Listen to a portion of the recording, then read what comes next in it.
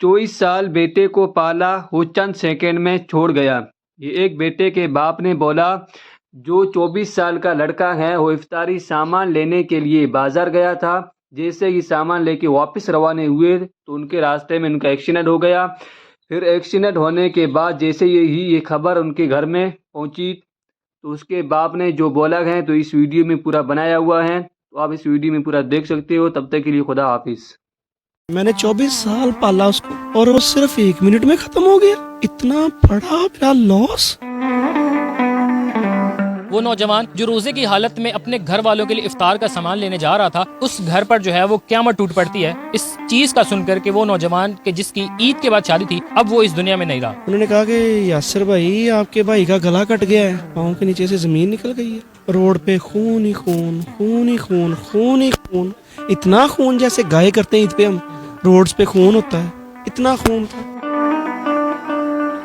अस्सलामुअलैकुम, daily point से मैं हूं अली मुराद। नाजरीन, आज मैं जिस जगह पर मौजूद हूं फैसलाबाद में, इस नौजवान की वीडियोस जो हैं वो सोशल मीडिया पे 2 दिन से गर्दिश कर रही हैं कि एक ऐसी बेहंगम और बेतरतीब किस्म की पतंग जो है उसकी डोर एक नौजवान के गले में फिरती है और उस नौजवान की जो है वो मौत वाक़ हो जाती है। वो नौजवान जो रोजे की हालत में अपने घर वालों के लिए इफ्तार का सामान लेने जा रहा था, जब वो इफ्तार का सामान लेने जाता है तो घर का माहौल इफ्तार का जैसे एक लज्जत भरा समा होता है वो था, लेकिन उस इफ्तार का सामान लेने जाने के बाद जो है वो ये चीज सामने आती है कि उस घर पर जो है वो क़यामत टूट पड़ती है। इस चीज का सुनकर के वो नौजवान के जिसकी ईद के बाद शादी थी, अब वो इस दुनिया में नहीं रहा। मेरे साथ उनके बड़े भाई और उनके चाचू मौजूद हैं। आइए इनसे जानते हैं कि वो शख्स आखिर कैसा था और इनको जब पता चला तो घर पर जो है वो क्या समा था और शादी में कितने दिन रह गए थे। तमाम तर तफसीलात जो है वो उनके बड़े भाई मेरे साथ मौजूद हैं, इनसे जानते हैं। अस्सलाम वालेकुम सर। वालेकुम अस्सलाम। सर, पहले तो मुझे बताइएगा कि इंतहाई अफसोस के साथ कि आपके छोटे भाई थे, कितने बहन भाई थे और इनका जो है वो नंबर बताइएगा कि बहन भाइयों में कौन सा नंबर था।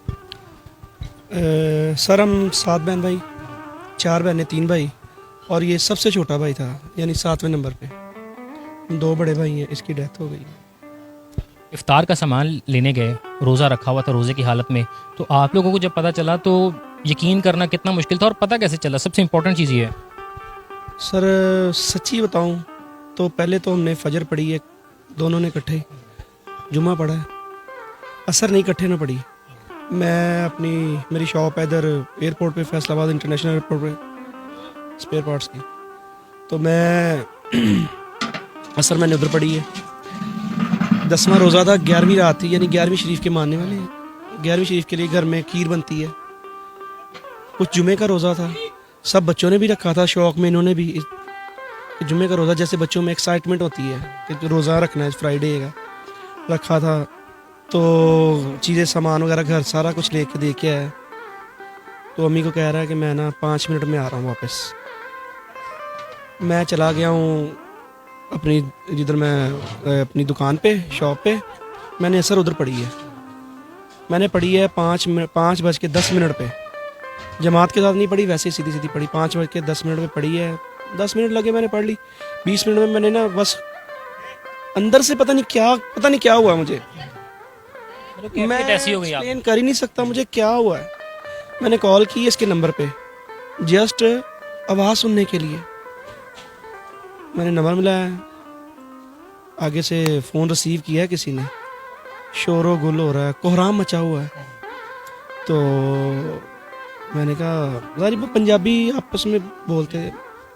उसका निकनेम मोनी था, मोनी से ज़्यादा जानते थे उसको। मोनी, हेलो मोनी, हेलो मोनी, यार फ़ोन नहीं उठा रहे।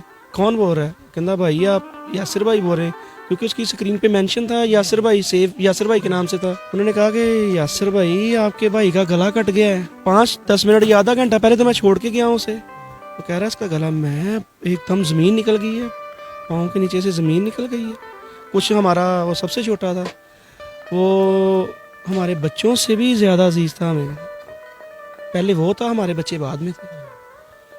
तो मैंने कहा यार मुंडा बच गया ही। कहते नहीं भाई, डेथ हो गई। फिर मैंने बाइक निकाली है, बाइक निकाल के वो 10-15 मिनट का जो एक रोड का मेरा 10-15 किलोमीटर का सफ़र था, वो पता नहीं कैसे गुजरा। मुझे नहीं पता कैसे। आगे देखा है रोड पे खून ही खून, खून ही खून, खून ही खून। इतना खून जैसे गाय करते हैं ईद पे हम, रोड्स पे खून होता है, इतना खून था।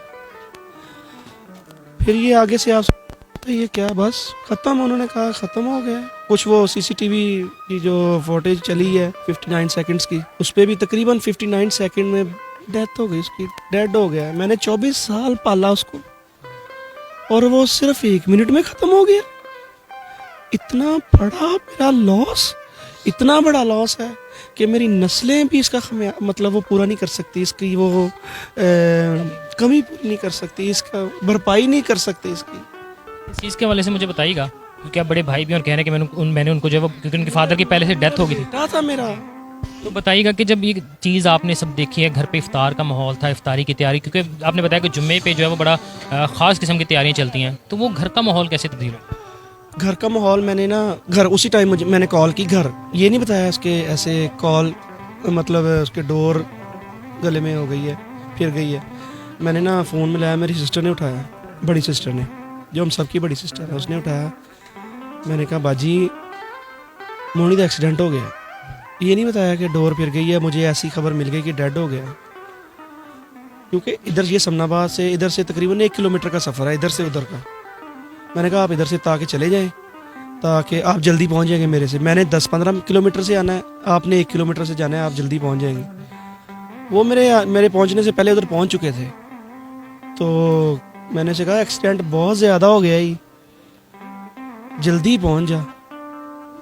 बस वो पहुंच गए। फिर जब ये उन्होंने सुना कि बता दिया था ना मैंने, एक्सीडेंट बहुत ज़्यादा ज़बरदस्त हो, डेफिनेटली तभी उसी टाइम चेंज हो गया। शादी में कितने दिन रह गए थे और शादी की तैयारियां कैसी चल रही थी? शादी की तैयारी ये चल रही थी कि इतनी मतलब दिन रह गए थे कि ईद के फ़ौरन बाद तकरीबन थी। शादी हाल भी बुक करवाने के चक्कर में फिर रहे थे। ये चाचू की ड्यूटी है, मेरे चाचू हैं, इनकी ड्यूटी लगाई थी मैरिज हॉल की, कि आप मैरिज हॉल कोई ढूंढें अच्छा भी हो और थोड़ा सा अच्छा हो। यानी बताइएगा कि पतंगबाजी जो है, क्योंकि बसंत वगैरह पुलिस की जानिब या इदारों की जानिब से पाबंदी तो लगाई जाती है, लेकिन वो कभी भी जो है वो खिलाफ पतंगबाजी करे, तो उनके लिए कोई आपका मैसेज, क्योंकि आपका जितना बड़ा नुकसान हुआ है, कहीं ना कहीं उन सब लोगों का हाथ है कि जो पतंगबाजी के शौकीन है या पतंगबाजी करते हैं। सर ये ना एक बंदा नहीं है सर, ये पूरा सिस्टम एक नेटवर्क है जो सारा रॉन्ग है। उसमें XYZ हर बंदा है। मेरा लॉस हुआ है, वो कहते हैं ना चोर जिसकी चोरी हो ना उसे सभी चोर नजर आते हैं। मेरे भाई के पूरा पाकिस्तान, ये अदारे जो है, अदारे हों या जो भी जिनके पास इख्तियारात हैं बंदों के पास, अगर वो एक्शन नहीं ले रहे तो वो मेरे कातिल। मेरे पास इख्तियार है तो मैं उसका फ़ायदा उठाऊं। अगर मेरे पास इख्तियार है तो मैं नहीं कर रहा, तो इसका मतलब ये है कि कोई चक्कर है, कोई मेरी मंथली चल रही है, कोई ऐसा सीन चक्कर पार्ट है। लॉस मेरा हुआ है, किसी का नहीं लॉस हुआ।